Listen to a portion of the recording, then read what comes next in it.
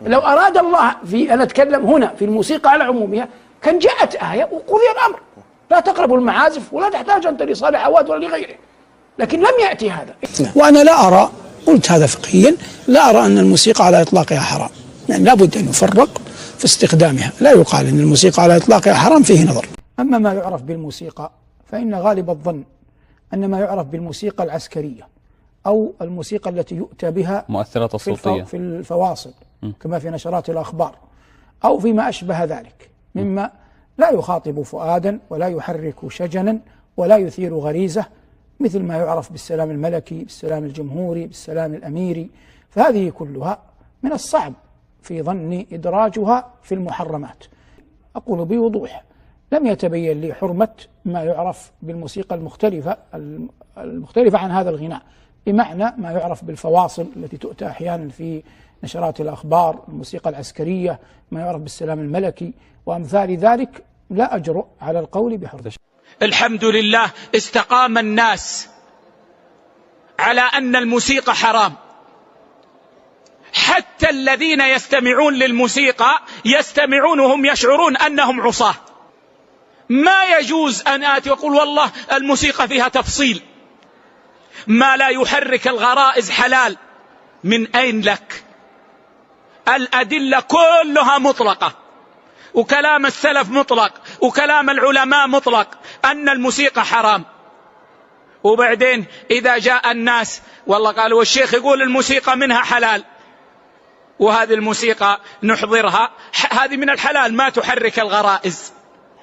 لما العلماء يقولون الموسيقى حرام، حتى الناس الذين عندهم تساهل أصبحوا ما يحضرون في أفراحهم آلات الموسيقى ويكتفون بالدف. لكن إذا أفتيناهم بهذا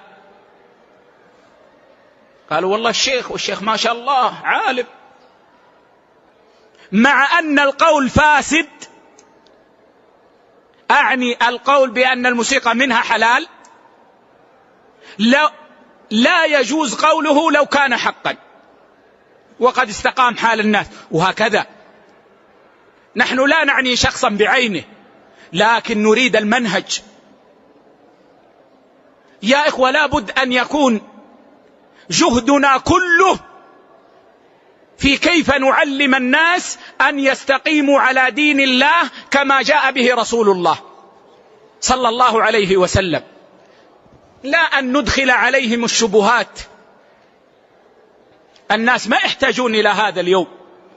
كثير من الناس اغتالتهم الشياطين واجتالتهم الشياطين في الاستقامة، فنحن على الأقل نشعرهم أن هذا حرام لعلهم أن يتوبوا يوما. وأصبحنا نضحك الناس علينا الآن في وسائل التواصل، يسخرون من المشايخ، يأتون بموسيقى يقولون هذه موسيقى المشايخ، ويأتون بأغاني النساء وموسيقى النساء يقولون هذه للعوام. العلم شأنه عظيم والفتوى شأنها عظيم. والله يا إخوة لو أن الإنسان حورب من الناس جميعا ولن يكون، لكنه يجتهد أن يدلهم على ما كان عليه محمد صلى الله عليه وسلم وأصحابه، فهو من خير الناس ولو انفض الناس عنه أجمعون. فأسأل الله بأسمائه الحسنى وصفاته العلى أن يهدي طلاب العلم أجمعين، وأن يهدي الدعاة أجمعين، وأن يهدي علماء الأمة إلى زيادة النشاط في دعوة الناس إلى السنة. اللهم يا ربنا من علمته منا نحن طلاب العلم على طريق هدى فثبته وزده خيرا واجعله سراجا يضيء للأمة. ومن علمته منا طلاب العلم على طريق فيه ضلال أو لا خير فيه للأمة، اللهم فاصرف قلبه عنه واهده إلى الخير والهدى والسنة.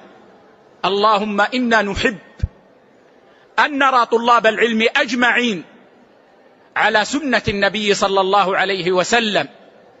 اللهم فاهدهم، اللهم فاهدهم، اللهم فاهدهم. اللهم أرنا الحق حقا وارزقنا اتباعه، وأرنا الباطل باطلا وارزقنا اجتنابه، ولا تجعله ملتبسا علينا فنضل ونضل يا رب العالمين. ولعل في هذا كفاية، والله أعلم، وصلى الله على نبينا وسلم.